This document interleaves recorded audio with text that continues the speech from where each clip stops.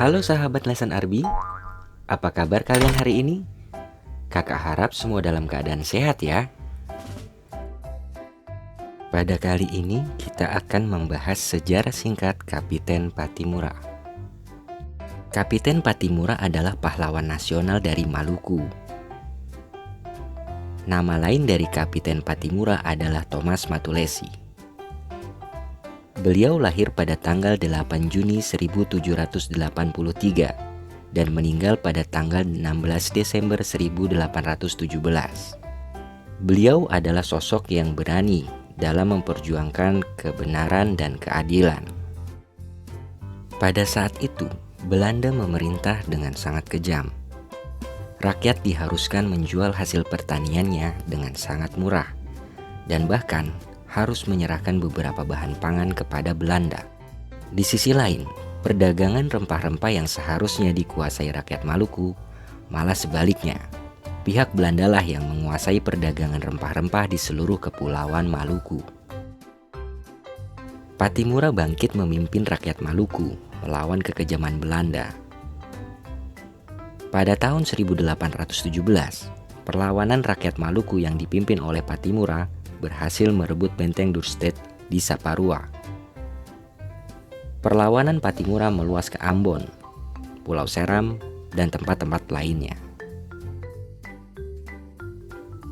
Setelah berulang kali kalah melawan pasukan Pattimura, Belanda akhirnya meminta bantuan pasukan dari Jakarta.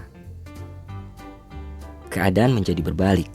Belanda makin kuat dan rakyat Maluku terdesak. Akhirnya, Pattimura tertangkap Belanda.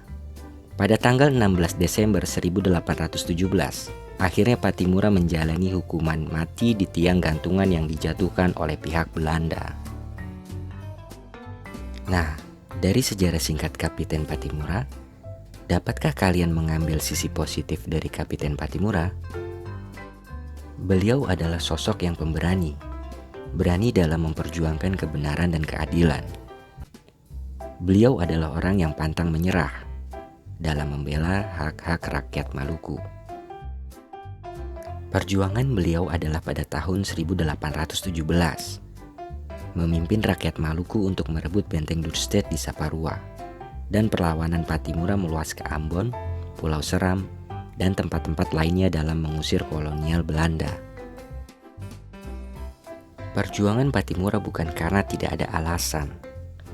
Beliau berjuang karena Belanda telah semena-mena dalam memerintah di tanah Maluku.